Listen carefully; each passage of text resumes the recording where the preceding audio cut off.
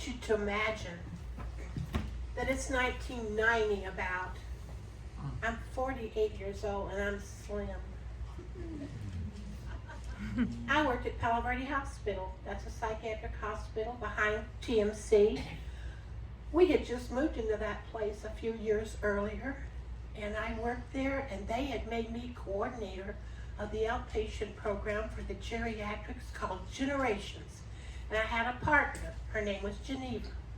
We kind of ran that show. People came in from the community, and we went and got some people and brought them in for a day program. They may have been anxiety-ridden or depressed. We had a program for them. Well, Geneva and I kind of flipped for the keys, and I got the keys, so I'm going to go pick up some people, bring them into that program. So I'm driving over to pick up Ferdinand. Ferdinand is about 81. He has bladder cancer. He can't speak English really good, but he lives in the barrio here in Tucson. You know, the little houses with the little wooden plank porches. You know, in the driveway that's mostly gravel with a few little weeds coming up from it. Well, I pulled up, got on the porch to get Ferdinand, and I'd go get my other 4 people. He's always on the front porch, and there's this big black and white cat sitting next to him. He's always waiting for me in this cane bottom chair. So I get over there. There's no Ferdinand. There's no black and white cat. So I got up on the porch and I knocked on the door really hard. Nobody answered. I thought, they didn't tell me that he called in. He's not coming. What's happened? Anyway, I thought I'm kind of a sneaky person anyway. So I'm just going to go around the house. And they have these old Venetian blinds in those little houses. And there's always a wrinkled one. I'm going to peek in and see what I can see. And I saw these black, shiny shoes pointing towards the ceiling. They had feet in them. I knew he was on the floor. So I thought, well, and you got to know, this is 1990. I had a pager. They didn't have cell phones. So I went back to the front porch thinking, I'm going to go to the neighbors and say, can I use your phone? I got to call 911. And this old beat up Vega backed up into my driveway, and into the driveway, that gravel driveway, and this kind of rusted looking car, and this man got out. He had a stocking cap. He had a sweatshirt and kind of a rope-like belt, some baggy pants, and he saw me on the porch and he said, "What's your problem, ma'am?" I said, "Ferdinand's in there. He's on the floor. I can see his black shoes pointing towards the ceiling. That door is locked." He said, "Okay, don't worry about it, ma'am. Be help here in 1 minute." I said, "Okay." He got back in the car. And I thought, I'm having an adventure. I met a Knox man, undercover cop. Oh boy, this is kind of interesting. Well, he was right. Within just a few minutes, up came that ambulance and the fire truck. I informed them everything I knew about Ferdinand, and they got Ferdinand, took him. I went and picked up my other people. I felt like that was a successful day because I got Ferdinand to the hospital. Now, I'm going to kind of sit down here for a minute. Here it is. And so I thought, well, this Friday my son's coming in from San Francisco. He's about 20, and I had 3 kids, and this one really liked me. My kids loved me, I'm sure, but they didn't always like me. This one did. So he came in to have some fun with Mama.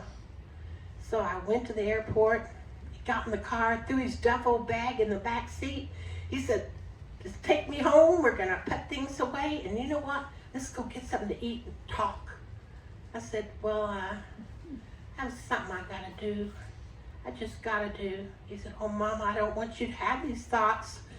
I know these are not good thoughts." And he said, "Mama, just tell me, what is it you've got to do?" I said, I gotta catch this cat. You gotta catch a cat. You want me to help you catch a cat? He said, yeah. Mom, what are you gonna do with that cat when you catch it? I'm gonna take it to the hospital. It needs to see Ferdinand. He's on the 3rd floor.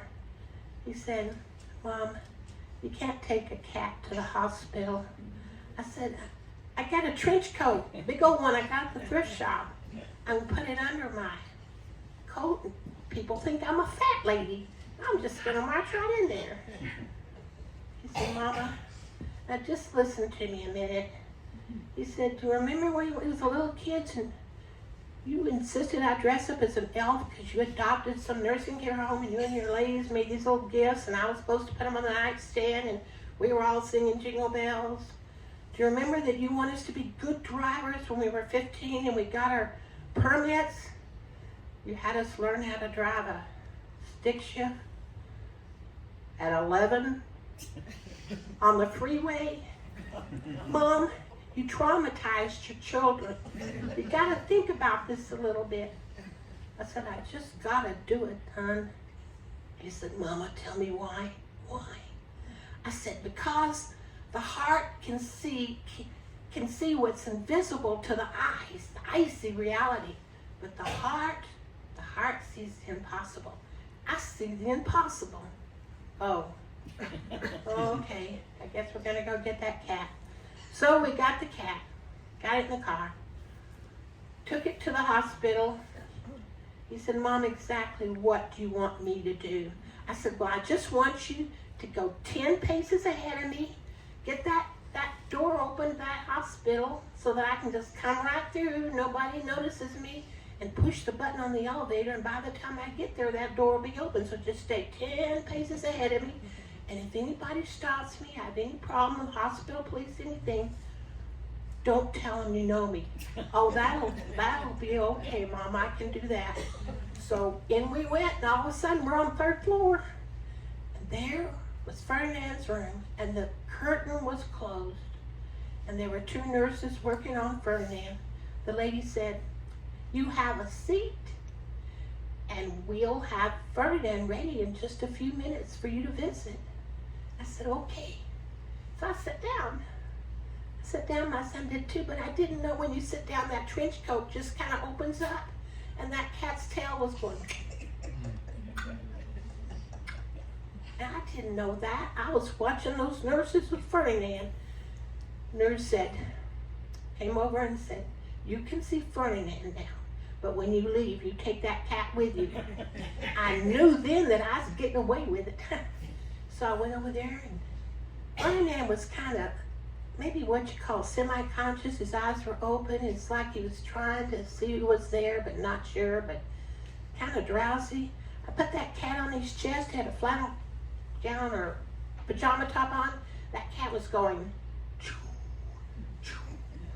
just into his chest. And then the cat would take and rub its nose right inside the hollow part of the eye, and then inside the other, just loving Ferdinand. And then putting the claws into his chest and loving him some more. And then I started seeing these little tears coming down Ferdinand's eyes. I thought, this is a good thing, and I sat down. My son did. We waited about 15 minutes.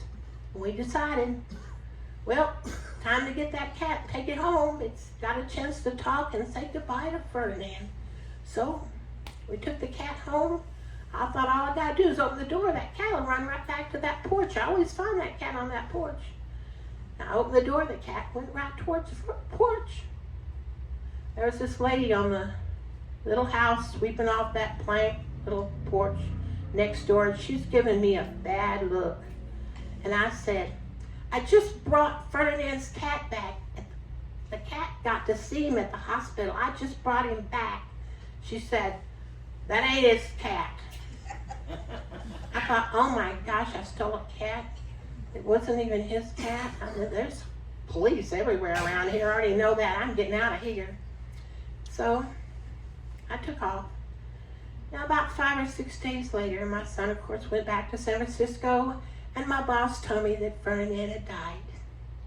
And I had to think a little bit that, when you leave this earth, someone or something, it could be an award or a building with your name on it or a person or an animal, but something should tell you that you mattered. When that cat said goodbye, that cat said, you mattered. That's my cat saying goodbye story.